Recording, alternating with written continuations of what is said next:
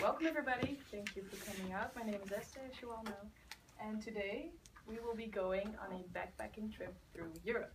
Why Europe, you say? Well, because the standard these days is Asia, Australia, New Zealand. I want to inform you and ultimately persuade your minds about that Europe is a very nice destination to go on a backpacking trip as well.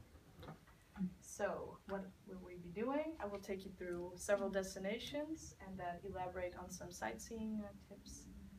And I will be informing you about the best travel methods, costs, things like that. And we will pack a bag together. But first, who has ever been on a backpacking trip so memorable they will never forget? Give me an eye. Eye. Alright. Yeah. Okay, ignore that. So, who can tell me where we are right now? In the church. What church? Well, I don't know. It's an anti-climax like this. Alright, it's Notre Dame in the middle of Paris. That's where we are right now. I can recommend you go see this not only because of its architectural beauty, it's also a very nice historical building, and once you go inside, it's beautiful. It's not what you expect. So, moving over to the Eiffel Tower, kind of a classic, but I went all the way to the top, and it was a really liberating experience. Wind in my hair and the view over Paris, definitely a recommender. So, moving on, we said education couldn't be fun. I can recommend you go to the Louvre, and pick a sunny day, because the fountains next to the Louvre are very tranquil, and they provide for a perfect picnic spot, which I did. It was very nice. Do not forget the Sacré-Cœur. Many travelers forget this, but it's indispensable on your portfolio. I recommend you go there by night, because when I was there by night, there was a choir singing, and there were musicians out on the steps in front of the Sacré-Cœur, and it gave a totally different experience than when I was there during the day. And do not forget that when you're at the Sacré-Cœur, walk down to the neighborhood Montmartre. It's supposedly the student neighborhood there, but it's artistic, charming, and I had the best duck of my life there.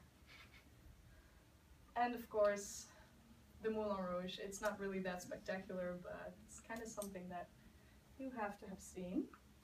So, moving down south, taking a turn at Nice, we are in Italy.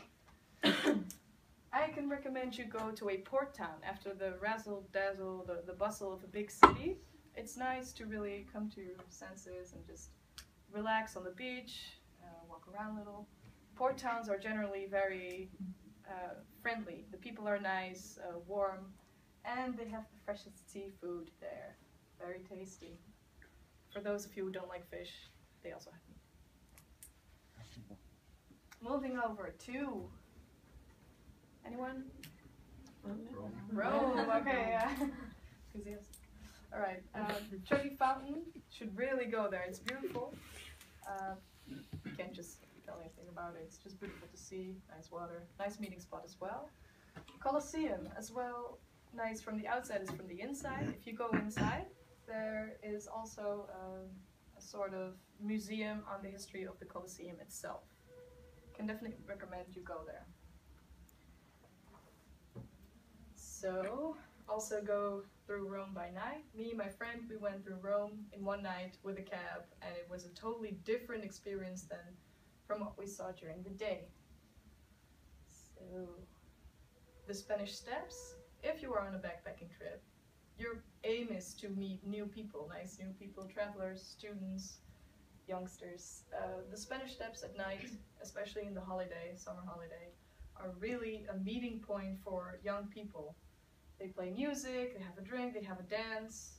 Everybody talks to each other as well, so it's a nice experience to go there. Bobbing over to Venice. Yeah, all right. This is actually my favorite city from Rome. What can I tell? It's just romantic. The home of Casanova. I had the feeling that I stepped into the book itself. Of course, indispensable. When you go there, you have to see the San Marco. It's me inviting you to go to San Marco. It's beautiful. It's not really a Western architectural style, I thought, which was kind of unusual and original for that city. So, alright, going over to the travel methods, we end our journey. I would like to inform you some about the best methods of traveling, because when you go on a backpacking trip, you don't really want to go with a boat or a bus or an airplane. Why not an airplane? An airplane is a means. Backpacking is about traveling. It's about the journey. You meet people there, so I would recommend the train.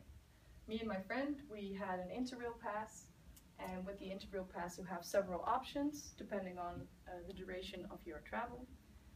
We bought a pass for 163 euros, but it can go up as high as 392, with the latter being for the option to travel for every day for a month.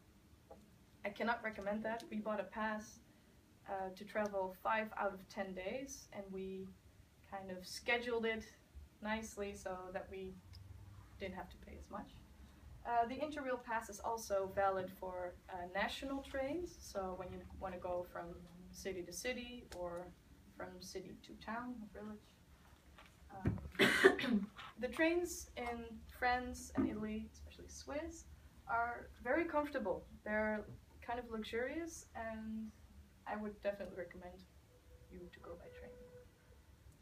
So now let's pack a bag together. What do you need for a backpacking trip? Of course, a backpack.